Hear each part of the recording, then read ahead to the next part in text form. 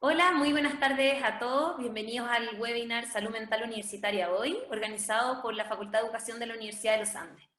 Mi nombre es Bernardita Tornero, vicedecana académica de la facultad, y hoy estaré moderando la entrevista al profesor Jorge Gaete.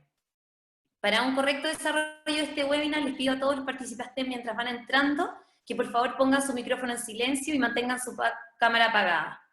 Obviamente están invitadísimos a participar de manera activa a través del chat, donde estaremos recogiendo sus preguntas.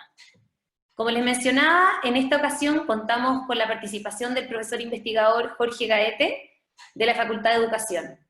Jorge es psiquiatra y magíster en psicología de la Universidad de Chile. Realizó un doctorado en la Universidad de Bristol, en el Reino Unido, y su postdoctorado en el London School of Hygiene and Tropical Medicine, también del Reino Unido, donde su tema de investigación ha sido la salud mental global. Durante los últimos años fue jefe del Departamento de Salud Pública y de Epidemiología de la Facultad de Medicina de la Universidad de los Andes, y actualmente tenemos el honor de que sea profesor asociado de la Facultad de Educación, director del Diplomado en Salud Mental y director del Centro de Investigación Mental Estudiantil de la Facultad, donde realiza varias investigaciones en relación a la salud mental específicamente de nuestros estudiantes. Tiene múltiples premios, publicaciones e investigaciones. Quizá podríamos destacar el último proyecto FONIS, que se adjudicó este año como director, donde investigará la adaptación y evaluación del programa de desarrollo socioemocional de New Haven, que es un módulo de prevención del uso de sustancias en adolescentes. Hola Jorge, ¿cómo estás? Hola, Bernadita, muy bien, muchas gracias por la invitación, feliz de poder ayudar y contribuir en este webinar. Muchísimas gracias por acompañarnos el día de hoy. ¿Te parece que comencemos con las preguntas? Muy bien, perfecto. Hoy día me pareció que podía ser interesante partir conversando sobre el concepto de normalidad. Nos encontramos en circunstancias bien anormales o bien excepcionales, y por lo mismo nuestros alumnos constantemente están escuchando en distintos medios que es normal que estén experimentando síntomas de salud mental, como ansiedad o insomnio. Incluso el mes pasado la Organización Mundial de la Salud publicó un reporte que estimaba que alrededor del 80% de los estudiantes en el mundo han experimentado consecuencias para su salud mental en el contexto de esta pandemia. Y por lo mismo hoy día me gustaría que tú nos contaras qué entendemos por el hecho de que sea normal experimentar síntomas de salud mental. Estado sometido a varios estresores en general, estresores externos que de alguna forma están afectando nuestro diario vivir, ¿ya? Por ejemplo, dentro de estos estresores que son muy importantes de considerar, están los temores que están relacionados, por ejemplo, con la infección relacionada con el coronavirus, infección que me puede tocar a mí, le puede tocar o haber tocado a algún familiar cercano, algún amigo, algún conocido, y eso de todas maneras produce una sensación de preocupación, de temor, de ver que esto puede también pasarme a mí, y vemos que las consecuencias son relativamente graves. La mortalidad ha ido aumentando con cada uno de los días que ha ido pasando en nuestro país, y en ese sentido es muy esperable que tengamos ciertos temores. Hay otros factores que son importantes también durante este tiempo y que quiero resaltar, que explican de por qué pudiéramos sentirnos también estresados, preocupados, con cierto temor. Uno es el tema de la incertidumbre que estamos viviendo todos hoy en día, incertidumbre del futuro, el futuro que vamos a volver a la normalidad que teníamos previamente. ¿Esto cuándo va a terminar? ¿Cuándo ya los casos van a empezar a disminuir? ¿Cuándo vamos a tener un mejor resultado en el sistema de salud, por ejemplo? Entonces hay bastante incertidumbre, y incertidumbre también con respecto a las universidades y los estudiantes universitarios. ¿Cuándo vamos a volver a tener clases como las teníamos? ¿Qué pasa con las actividades prácticas que están de alguna forma en pausa debido a que tenemos que ir siguiendo las recomendaciones de la autoridad hoy en día, y que nos hacen de alguna forma tener una visión de esto está pendiente, estas cosas no van a pasar muy luego, y generan bastante incertidumbre. Por otro lado, las medidas de cuarentena, de aislamiento físico, distanciamiento físico, las medidas sanitarias que se han implementado, han hecho que se produzcan también otros estresores asociados. ¿Ah?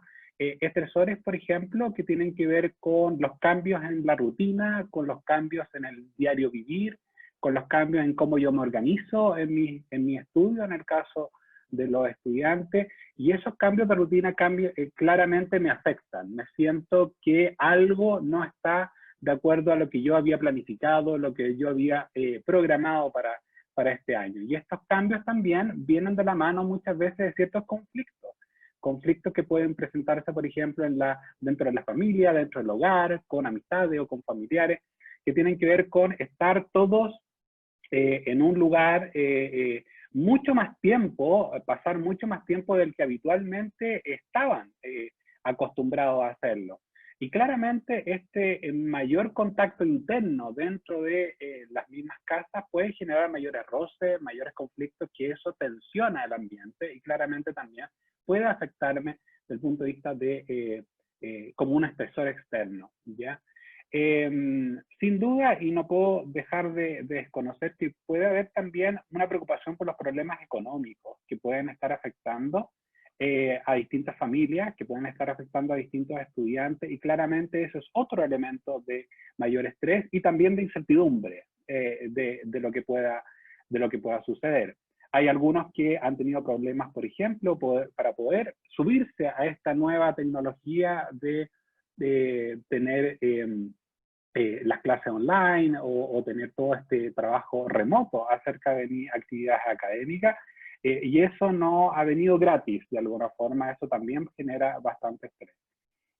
Y no quiero dejar de mencionar como otro de los factores estresantes que explican la situación actual, lo que tiene que ver con la carga académica y la sobrecarga que algunos pueden estar sintiendo.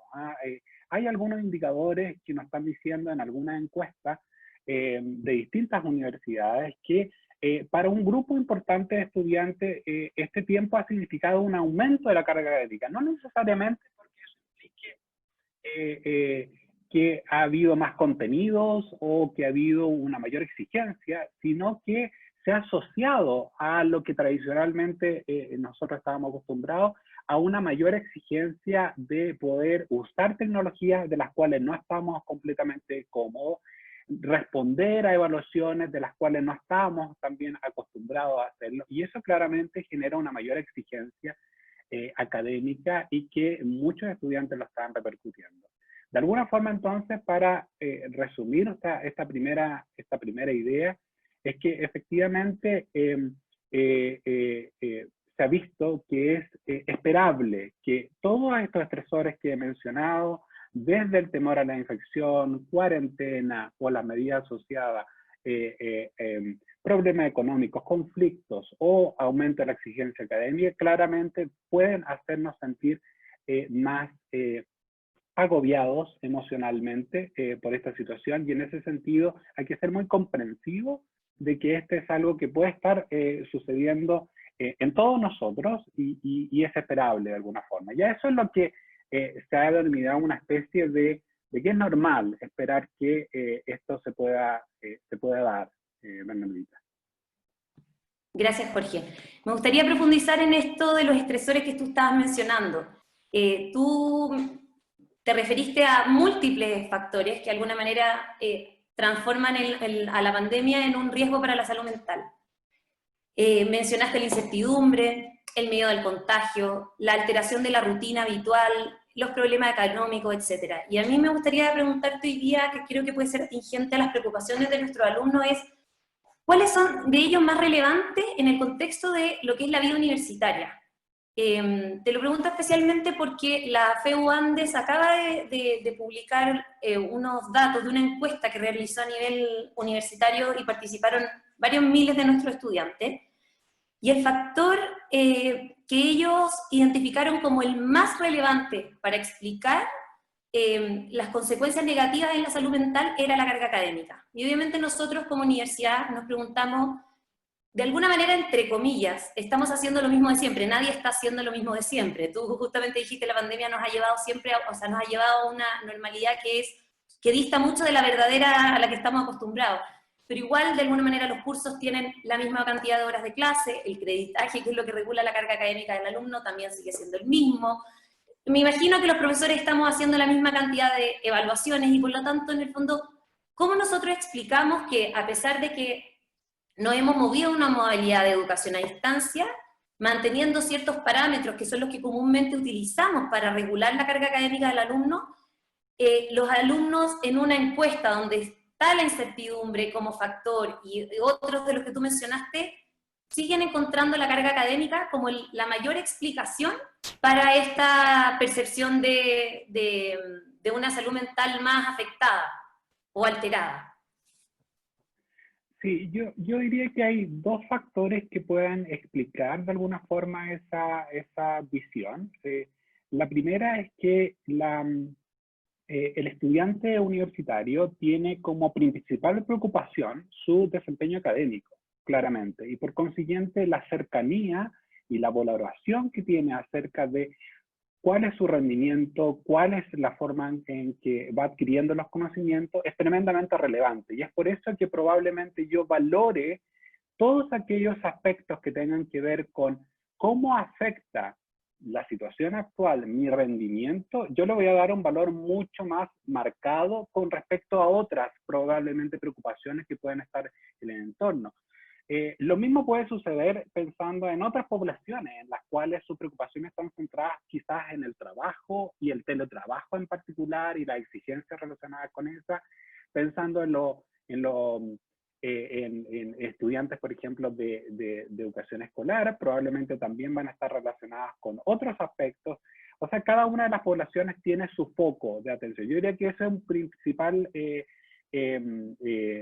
punto que tenemos que tener en cuenta, de que es esperable, de alguna forma, de que el rendimiento académico y lo que es asociado con la carga académica efectivamente sea un factor muy relevante y claramente aparezca como dentro de los más importantes, como estresores importantes dentro de esto, que por lo demás no es un estresor nuevo desde el punto de vista de lo que estamos viviendo.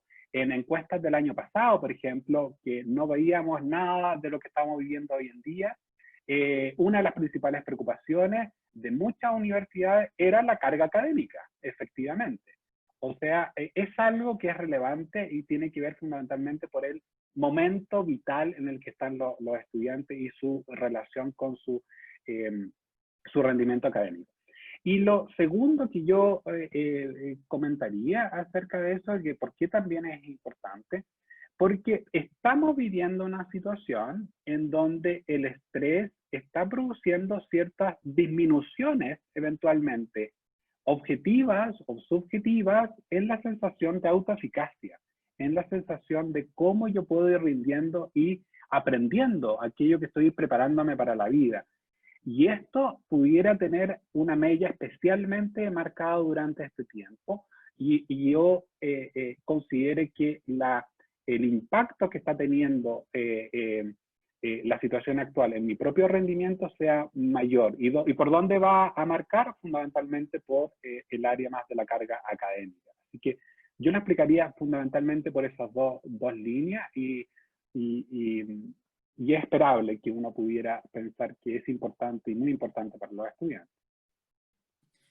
Entonces, en ese sentido, Jorge, según lo que tú mencionas, la capacidad de nosotros o de nuestro alumno de identificar los estresores que tienen una mayor relevancia para explicar los efectos negativos en la salud mental tienen que ver con una percepción más bien subjetiva, de alguna manera en el sentido de que se considera también las mayores responsabilidades que tiene una persona. Si una persona tiene como su responsabilidad primordial, quizás el sustento económico de su familia, quizás el estresor más importante o desde su propia percepción sería la inestabilidad económica, y en el caso de nuestro alumno sería la carga académica. Ese es uno de los factores más importantes que probablemente están explicando también eso, y es esperable que sea así.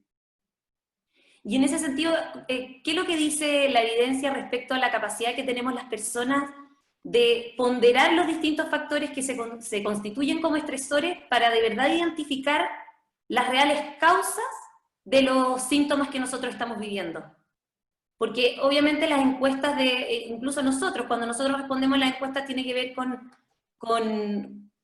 los factores que nosotros somos capaces de reportar como influyendo negativamente, pero eso desde un punto de vista psiquiátrico, de la salud mental, hace que efectivamente ese factor sea el que más está preponderando en el caso de una evidencia subjetiva, no, o no necesariamente.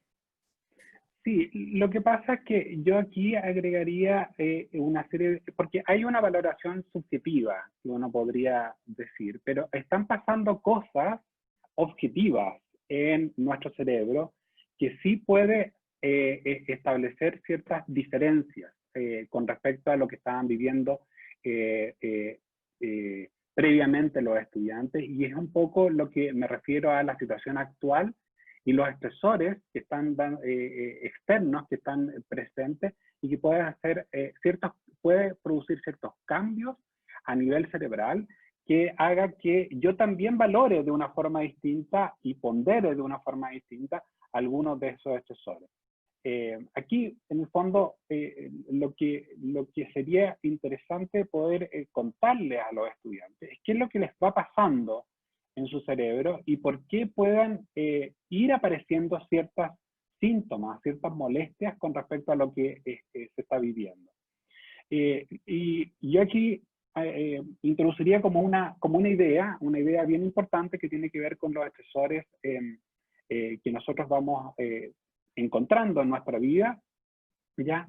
Y que tiene que ver con cada vez que nosotros nos enfrentamos a una situación en la cual hay un cambio, ¿ya? Una situación en la cual se ve un momento en el cual puede haber alguna amenaza, por ejemplo el tema de la infección, por ejemplo el tema de los cambios a nivel de la cuarentena.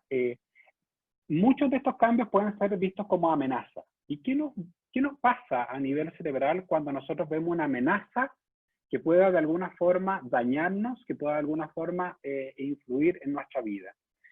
A nivel cerebral se produce, yo diría que hay tres grandes estructuras que tenemos que tener en cuenta con respecto a nuestra respuesta al estrés, ¿ya? La primera tiene que ver con una estructura que se llama amígdala, ¿ya? Y que está justo en el medio de nuestro cerebro, ¿ya?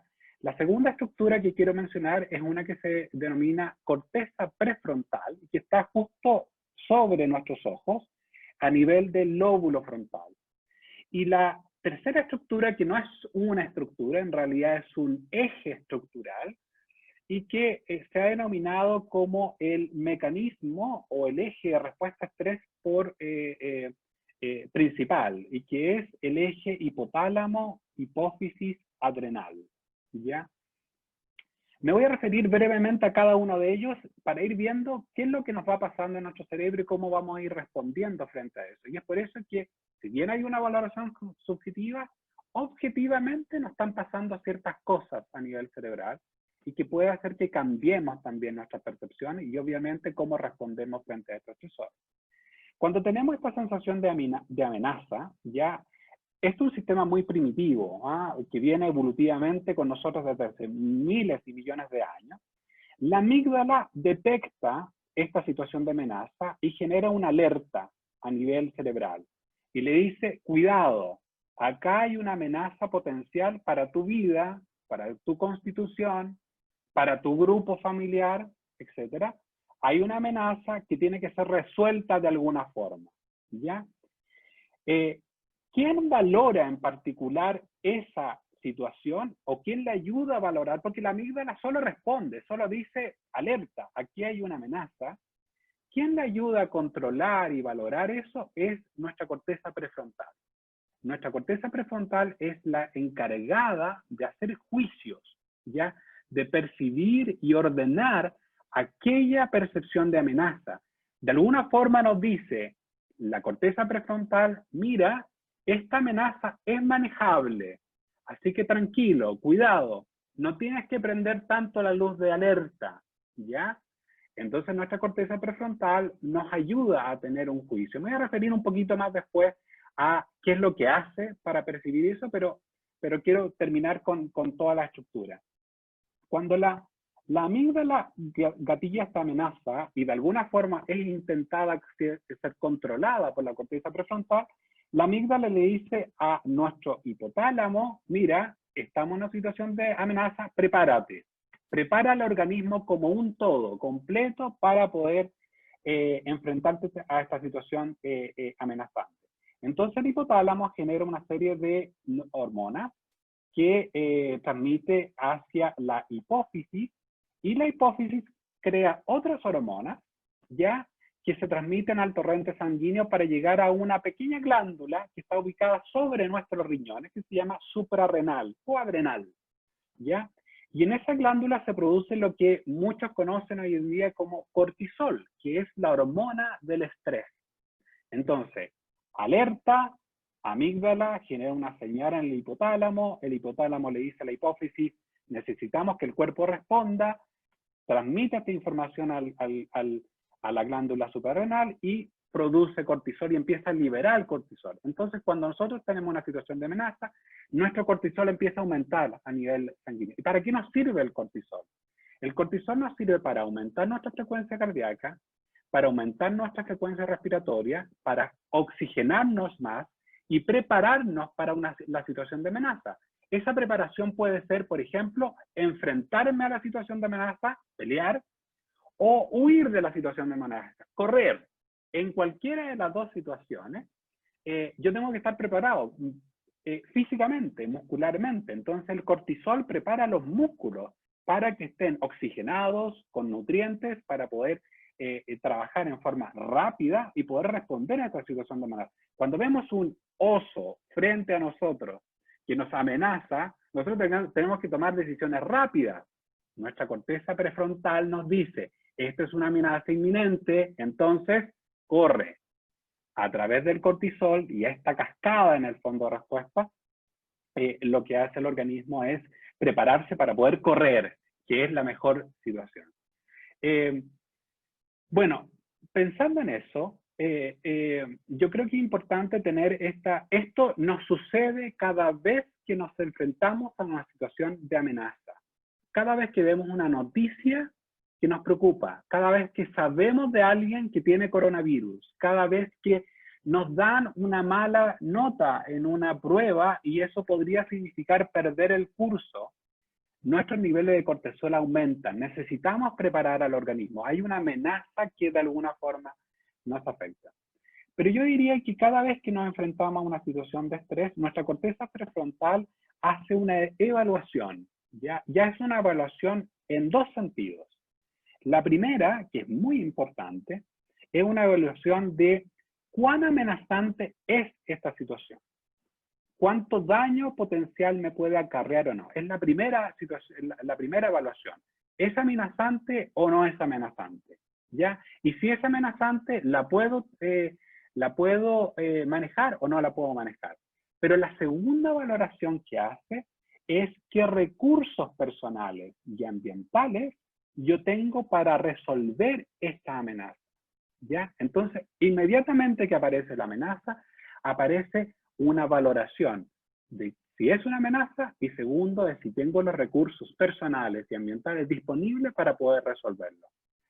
Y en ese segundo aspecto es donde está la clave para poder tener una respuesta emocional adecuada. Me voy a ir al final de la línea. El final de la línea es que nuestra respuesta emocional, de acuerdo a esta valoración y los recursos que yo tengo disponibles, pueden decirme, ¿sabes qué? Puedes responder adecuadamente. Vamos a ir a las estrategias y los mecanismos por los cuales tú puedes responder a eso. Ya lo voy a mencionar. Pero me voy a ir a la respuesta que es lo final. ¿Ya? Dado mi estrategia y dada esta valoración, yo puedo decir como respuesta emocional, mira, está muy bien, tú lo puedes manejar y aparece la esperanza. O sea, no hay ningún problema en esta situación, esto se va a resolver. O aparece la sensación de placer. En realidad es que bueno, que voy a poder resolver esta situación.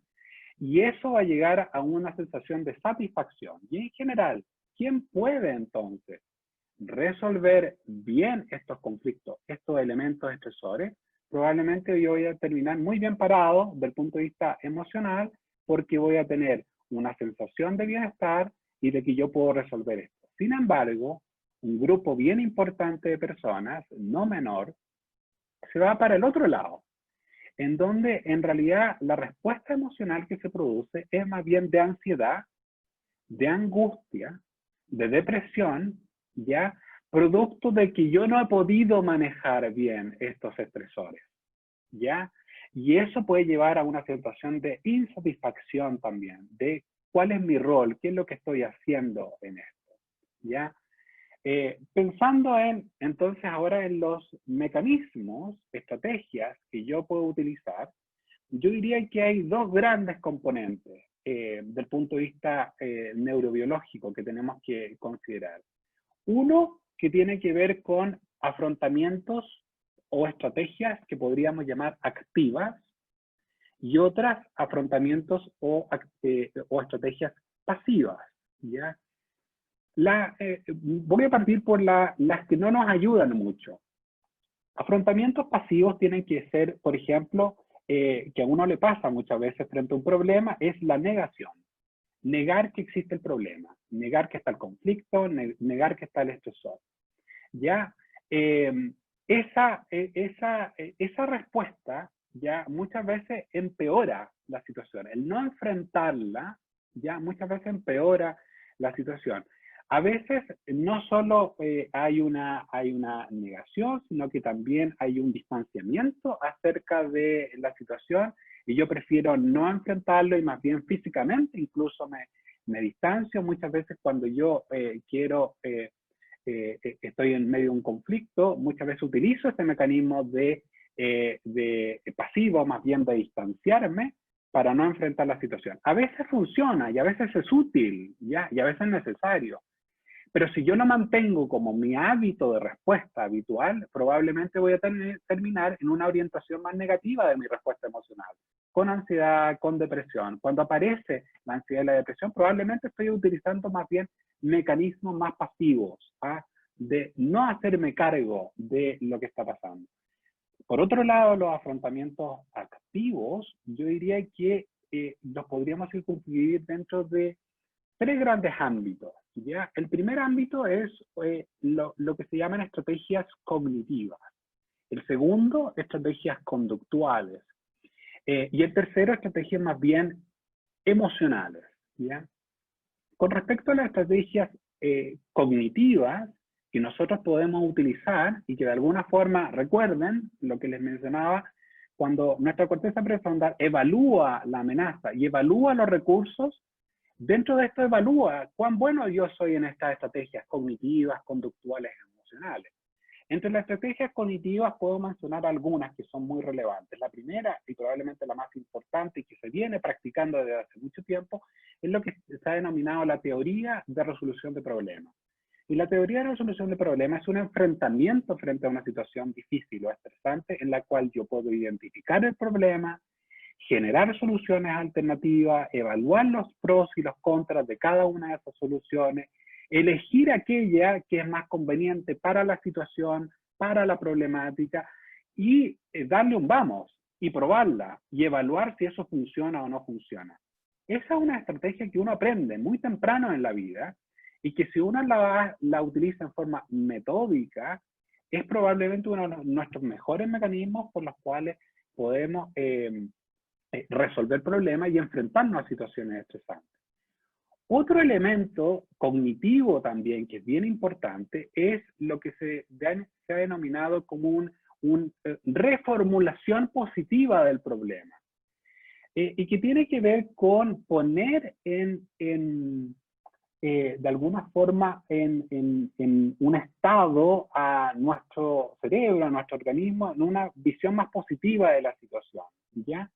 Esto se ha estudiado mucho en psicología positiva. Martin Seligman, por ejemplo, tiene varias estrategias que tienen que ver con este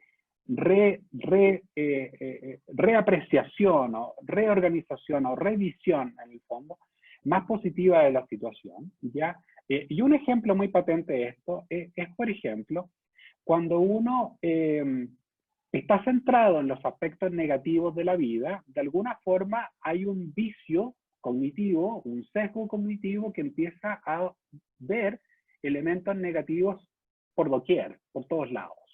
Por el contrario, cuando uno tiene esta reformulación positiva, empieza a ver aspectos positivos por todos lados. Y ahí hay una técnica muy interesante desarrollada por Seligman inicialmente, como les mencionaba, de hecho se probó en pacientes que tienen una depresión, en donde se les pidió que llevaran, por ejemplo, un journal diario, en el cual se le pedía que al final del día mencionaran y anotaran 3 cosas, 3 situaciones, 3 eventos por las cuales ellos podrían agradecer, podrían sentirse agradecidos durante el día, ¿ya? Los pacientes empezaron a hacer este journal y empezaron a ver que cada vez podían identificar una serie de situaciones en la vida. Tener una casa donde dormir, tener ciertos alimentos, tener el apoyo de los padres, estoy pensando en los estudiantes en particular, una serie de situaciones, y cada vez se fueron afinando el tono de las cosas de las cuales yo podía agradecer. Agradecer lo rico que estuvo este sándwich, el agua que bebí en este minuto. Se vio que después de un mes ya de llevar este journal y con esta tarea de buscar estos eventos de agradecimiento, los pacientes se sentían mucho mejor de su depresión, de hecho salían de su estado depresivo mucho más frecuente que el grupo control. Y lo que implica entonces es que hay una reapreciación, ya una reformulación acerca de una visión más positiva acerca de la vida, y eso ayuda muchísimo. Un último elemento cognitivo que puede ayudar en esta línea que se ha utilizado bastante también es las sensaciones como de autoeficacia y que tienen que ver con el autocontrol. Por ejemplo, cuando yo establezco metas diarias, ya realistas y manejables y las cumplo, se produce una sensación de que yo puedo hacer las cosas de una forma productiva, ¿ya? Porque yo puedo vencerme, entre comillas, de alguna forma y poder ir obteniendo estas metas, ¿ya? Del punto de vista conductual, tenemos otras estrategias que también nos ayudan un montón. Una estrategia que es importante que debemos considerar siempre es la búsqueda de apoyo. La búsqueda de apoyo hace que nosotros tengamos la posibilidad de encontrar recursos disponibles a veces donde no veíamos esos recursos. La posibilidad de poder ver que otros estudiantes, otros compañeros, amigos me pueden ayudar a entender una materia, que no tengo los apuntes suficientes, etcétera, que lo hacemos todo el tiempo. Es una estrategia conductual de activación y de enfrentamiento frente a la problemática que ayuda muchísimo, ¿ya? Otro elemento que podría mencionar en las estrategias más conductuales es lo de activación, es vencerse, ¿ya? Es poder empezar el día con ciertas actividades que de alguna forma hagan que yo no me quede en la cama, no me quede extendiendo la noche y haciendo que yo no empiece el día. El activarme en el día de alguna forma me va ayudando también a tener un mejor enfrentamiento de la problemática.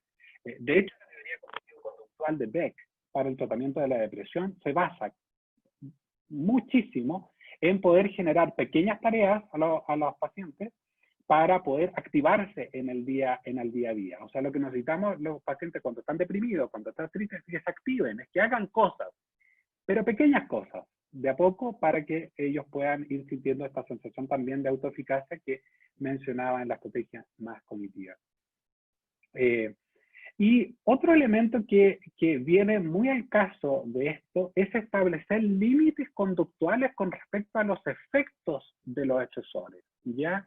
Y aquí quiero referirme también a algunas cosas que pueden ser bastante útiles para muchos de los que estamos haciendo teletrabajo o de los que están estudiando en sus casas y que tienen que ver con alguna estrategia de poder establecer ciertos límites o ámbitos en los cuales yo puedo organizar mi vida. Primero, tener un horario.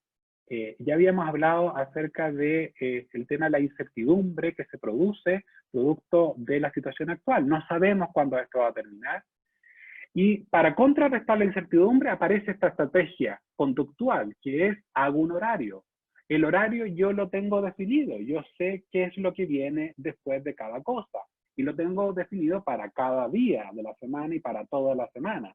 Entonces es tremendamente útil. Estamos desde hace mucho tiempo estableciendo como una estrategia importante para ayudar a los estudiantes en general, universitarios, pero también de colegio, de que tengan horarios para que tengan sus actividades académicas, para que tengan sus actividades también dentro de la casa, poder ayudar, y esta sensación como de que yo contribuyo también. Y lo tercero también, que hayan horarios también de esparcimiento, ya momentos en los cuales yo pueda de alguna forma generar quiebres y tener algún momento placentero, que es tremendamente beneficioso también. Ahora, también profundizando un poquito en esta idea del horario, no basta tener cualquier horario. Hay recomendaciones que son muy importantes y que tenemos que tener en cuenta. Por ejemplo, lo ideal es que podamos estudiar, y este ya es una mirada directamente a los estudiantes, lo ideal es que puedan estudiar en un lugar, en un espacio físico destinado para el estudio, ¿ya? Un espacio físico que no sea otra cosa sino para eso. ¿Por qué? Porque en la medida en que los estudiantes salgan de ese lugar, ya van a poder de alguna forma sentir que tienen un espacio que es propio del estudio, pero tienen otro espacio en el cual pueden hacer otras cosas. Muy mala recomendación, por ejemplo, es estudiar en la cama. Es estudiar con el computador en la cama, y sobre todo muy malo si es que lo hace en pijama. O sea que son las 3 de la tarde y todavía no te has vestido, no te has duchado, no has establecido esa rutina. ¿Por qué? Porque da la sensación que en realidad tu día no cambia nada. Tu día está permanentemente en actividad, ¿ya? Y necesitamos estos quiebres, estos horarios. Ideal, una rutina diaria, levantarse, bañarse, tomar desayuno, con quien sea en la familia, en la casa, ordenarse. Durante la mañana, ordenarse en 2 periodos, ya un primer periodo de acuerdo a las clases, por ejemplo, que se tienen, y generar un periodo de un break que te permita distraerte, salirte de alguna forma de lo que está. Ojo también, esa distracción durante ese periodo fuera de los electrónicos, fuera de los teléfonos, fuera de lo que te conecte subjetivamente, implícitamente a tu actividad del trabajo diario. Tenemos que generar estos momentos como de pausa de lo que hacemos para poder reactivarnos, reenergizarnos de alguna forma. Ya parar a almorzar, muy buena práctica, todos los días, ojalá a la misma hora, de tal forma de establecer esta rutina. Lo mismo en la tarde, cuando terminas de estudiar y se termina el estudio ordenando tu lugar de trabajo para prepararlo para el día siguiente. Ya de alguna forma le dice al organismo, con estas pequeñas rutinas, se apaga el computador, se guardan los libros, se ordena un poquito el lugar en donde está estudiando y le dice al organismo, le dice a tu cerebro, bueno, terminó, es hora de descansar, ¿ya? Claro, pero si me voy a descansar, resulta que descanso de la misma forma en que estoy trabajando y estoy con el computador de la misma forma viendo Netflix que haciendo las tareas de las distintas materias, no le estoy diciendo al cerebro que se desconecte, le estoy diciendo que esté conectado todo el tiempo.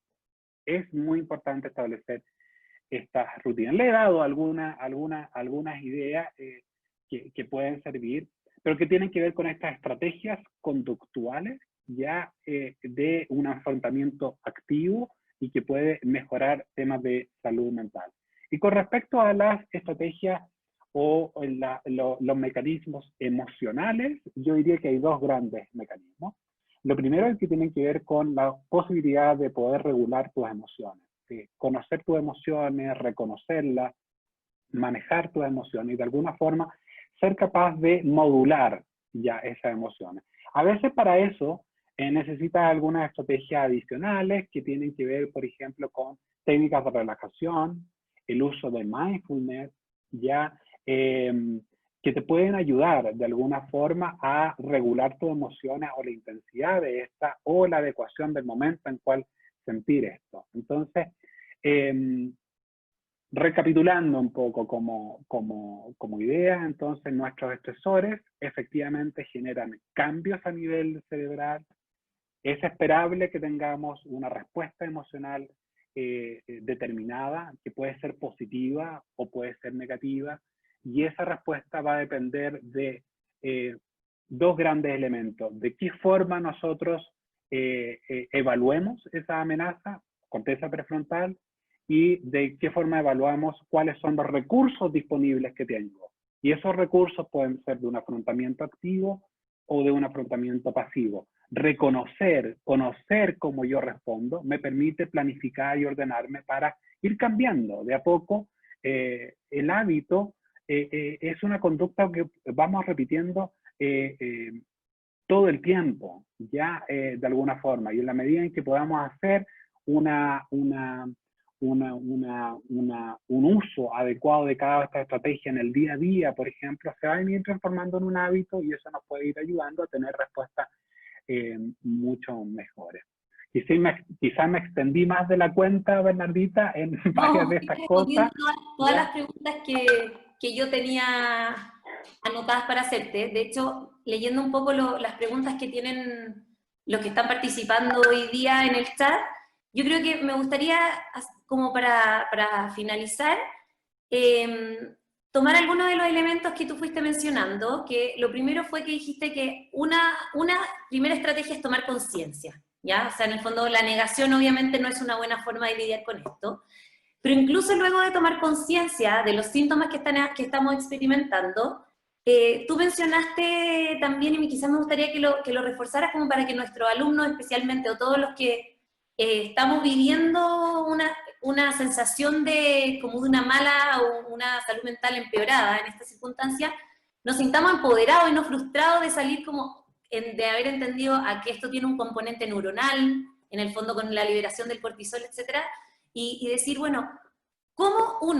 tomamos conciencia sobre las acciones que nosotros hacemos diariamente para lidiar con estos síntomas? Porque de hecho una de las cosas que a mí me pareció súper interesante cuando conversamos para preparar el webinar de hoy era que tú decías, bueno, hay personas que fuman en exceso para lidiar con el estrés o toman alcohol en exceso, y eso finalmente solo empeora el efecto cerebral que esto tiene. Entonces, de alguna manera, es decir, nosotros a nivel individual sí podemos hacernos cargo de los síntomas que estamos viviendo, y hay ciertas acciones que son frecuentes, como el exceso de quizás hábitos que uno tiene, como podría ser el tabaco, que es un hábito frecuente para lidiar con el estrés, pero uno muy malo. Como que me gustaría que quizás profundizaras en conductas frecuentes que nosotros podemos utilizar, o lo que mencionaste quizás también como ejemplo, pero me parece que es súper relevante, el encontrar en las pantallas una distracción cuando las circunstancias en las que estamos nos han llevado a un exceso de tiempo por obligación, porque los que estamos trabajando desde la casa, los que están estudiando en la casa,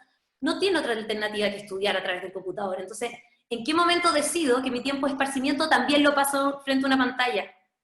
O sea, como de alguna manera nos cuenten sobre estas conductas frecuentes que debiéramos evitar y otras conductas frecuentes que debiéramos promover, porque también liberan a nivel cerebral neurotransmisores que sí son positivos y que nos ayudan a lidiar de mejor manera con esto.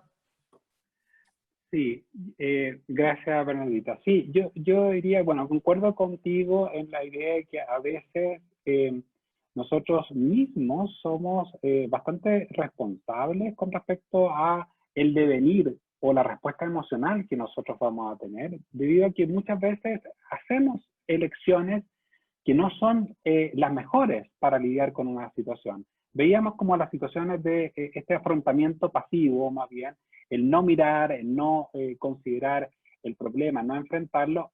Muchas veces entonces elegimos, por ejemplo, el uso de alcohol, ya el uso de tabaco, el uso de alguna sustancia, para relajarme, pensando que eso es lo que va a ayudarme, pero sin embargo, si se dan cuenta, es claramente un afrontamiento pasivo, no es activo de mi parte. Es un afrontamiento que no voy a hacerme cargo, no voy a crecer dentro de el enfrentarme frente a una problemática o un factor estresante. Y muchas veces tomamos esas decisiones. A veces tomamos decisiones, por ejemplo, de no alimentarnos muy bien. Tomamos decisiones, por ejemplo, de no cuidar nuestro sueño, que es otro elemento que se ha visto que requiere bastante cuidado. Vemos que muchos universitarios tienden a dormir bastante poco, ya sea por estudio o ya sea por distracción, a veces simplemente porque se quedan hasta muy tarde viendo series, y eso, o películas, y eso hace que mi cerebro siga activado y no logre descansar, no logre reponerse de todo el trabajo durante el día. El sueño es tremendamente importante y a veces nosotros lo desconocemos y tomamos una decisión equivocada. Muchas veces nos mantenemos en una situación bastante sedentaria.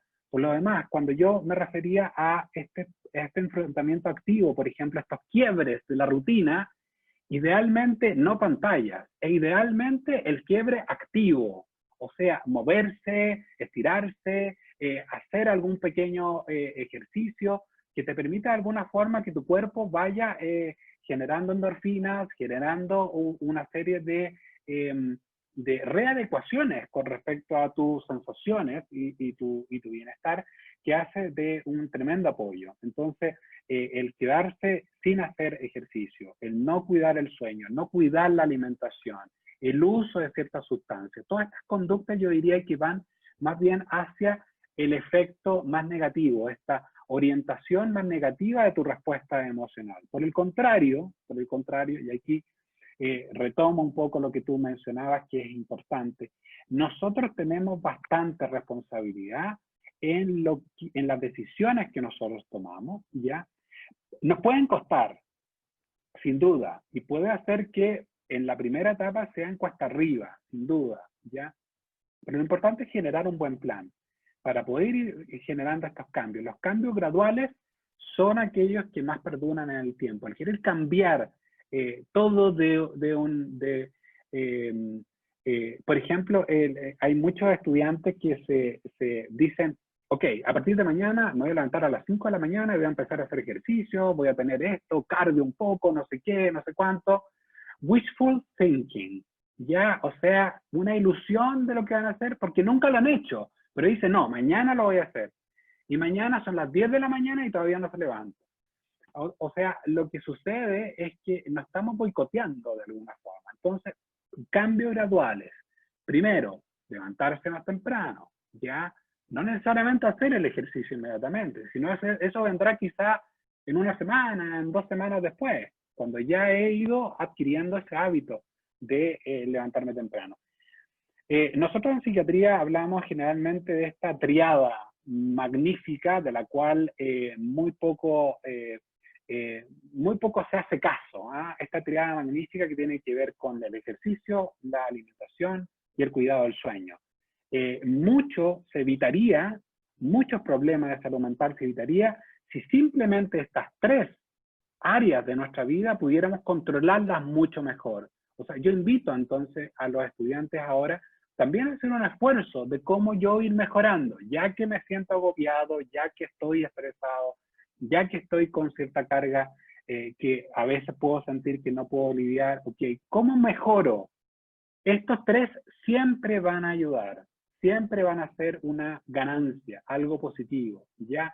Mejorar la alimentación, disminuir la ingesta de carbohidratos, especialmente durante la noche, disminuir los contenidos, por ejemplo, de gluten, que pueden ayudar también, en algunos estudios se ha mostrado eso, ¿ya? O sea, mejorar la alimentación, frutas, verduras, que puedan ser importantemente consumidos durante el día, harto líquido, ¿ya? O sea, mejorar nuestra alimentación, ayudarle al cuerpo a que se sienta mejor.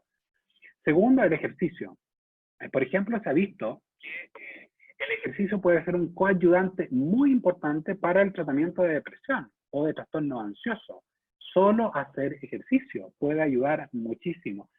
¿Por qué? Porque reduce los niveles de cortisol, ya que hablábamos del cortisol, el ejercicio reduce los niveles de cortisol, aumenta los niveles de endorfina, genera mayor placer, sentido de autoeficacia, y por consiguiente puede ayudar un montón. ¿Cuánto hago durante la semana? Bueno, de a poco, ya las recomendaciones van 30 minutos diarios, 3 veces a la semana, a 5 veces a la semana, no importa cuánto en particular. Lo importante es colocarse en ciertas metas y empezar a hacer. El yoga que es una actividad física que ayuda importantemente. El yoga tiene un efecto que es bastante dramático con respecto a, del punto de vista biológico.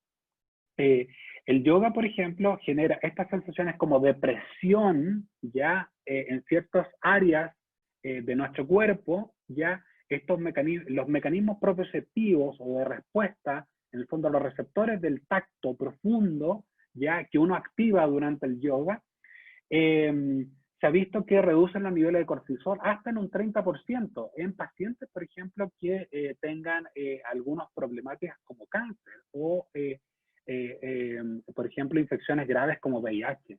Entonces, estas presiones ya profundas que se producen a través del yoga pueden reducir importantemente los niveles de cortisol, ya que hablábamos un poco de eso. Y enfatizo la importancia de el sueño, cuidar el sueño. Ya el sueño es cuando se produce toda nuestra regeneración de la energía, de todo lo que vivimos durante el día, nos ayuda a recoger las memorias y ordenarlas, nos ayuda a tener funciones ejecutivas activas y funcionantes muy bien. Se ha visto, por ejemplo, privaciones de sueño prolongadas en los cuales disminuye el rendimiento académico de los estudiantes porque disminuye su atención, su concentración, ya simplemente porque están reduciendo su cantidad de horas de sueño necesarias. Entonces, cuidar el sueño, tener un buen hábito del sueño. Buen hábito del sueño significa generar un horario en el cual tú te acuestas. Después de un cierto horario, ojalá no ver pantalla, no impactar la imagen, los ojos con la pantalla que se presenta durante la noche, especialmente después de las 9 de la noche. Ojalá que evitemos todo eso para poder generar un mejor dormir. Y eso va a hacer que el día siguiente esté más descansado, más concentrado, con mayor atención y pueda rendirme mucho mejor. Concuerdo contigo, es muy importante. Muchas veces algunos de estos cambios están en nuestras propias manos y eso también es un alivio, pensar que podemos hacer mucho por nosotros mismos también. Bueno, espero que esto haya ayudado, servido a entender un poco mejor por qué nos estamos sintiendo así y también que hayamos podido entregarles algunas ideas que puedan ser útiles para poder trabajarlas personalmente. Sí, Jorge, yo creo que sí, porque de hecho también he ido viendo las preguntas que han ido saliendo y las he ido respondiendo con todo lo que nos has explicado hoy día. De hecho, a mí me gustaría, solo para terminar, nos quedan 2 minutos, 3 minutos para las 7. El foco de esta conversación estuvo en las acciones que nosotros podemos tomar a favor o que debemos evitar para cuidar nuestra propia salud mental. Pero igual me gustaría cerrar, porque de hecho salió también en el chat y me parece que es una pregunta que es atingente, ¿en qué medida o en qué momento las estrategias que nosotros hemos implementado ya, uno podría decir, no son suficientes y se hace necesario consultar a un especialista?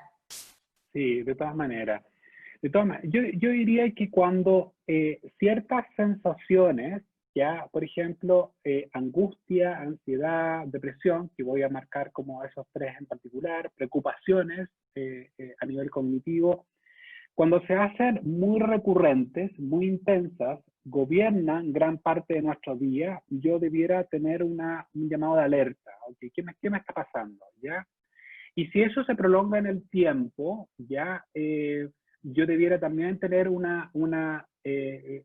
llamado de alerta. Entonces yo le he dado 2 alertas en particular. Uno, que aumente la frecuencia diaria de estas sensaciones molestas, de esta tristeza o de esta angustia o de esta ansiedad o de estas preocupaciones, que estén presentes gran parte del día. Segundo, que esté presente varios días ya seguidos, ya. Entonces son llamados de alerta y yo diría que son importantes pensar que es bueno solicitar ayuda. Y en particular, otra llamada de alerta es que cuando estas síntomas o estas sensaciones producen un efecto claro en mi rendimiento. Por ejemplo, yo ya no rindo, ya no estoy concentrado como antes, me siento cansado, me siento agobiado emocionalmente, y eso hace que yo no rinda adecuadamente. Un efecto, en el fondo, producto de estas sensaciones. En mi funcionamiento normal, estoy irritado, me conflictúo con el resto de mis compañeros, o bien en la casa, ando de mal humor y no puedo resolver las problemáticas sociales, por ejemplo, o me aíslo, ya dejo de pedir ayuda, me enclaustro en mi propio mundo, en mi pieza, no me sacan de ahí, ya en el fondo cuando ya empieza a haber una repercusión ya en mi funcionamiento académico, social, ya de mi rendimiento en general, yo diría que también hay que pedir ayuda. Y obviamente si esto se prolonga en el tiempo y se intensifica, claramente es necesario. Así que es un muy buen llamado de atención. Muchos estudiantes podrían estar viviendo eso y yo los animo a buscar ayuda, a solicitarla por distintos canales, ya preguntar en sus familias, preguntar en la universidad, cuáles son las estrategias que se pueden ir resolviendo y ayudando para poder encontrar esa ayuda que yo necesito. Perfecto, muchísimas gracias Jorge, gracias a todos los que participaron, a todos los que estuvieron también mandando preguntas, gracias especialmente a nuestro invitado estrella por todos sus consejos y orientaciones para sobrevivir a esta pandemia. Gracias. De nada, muchas gracias a ustedes. Chao, chao.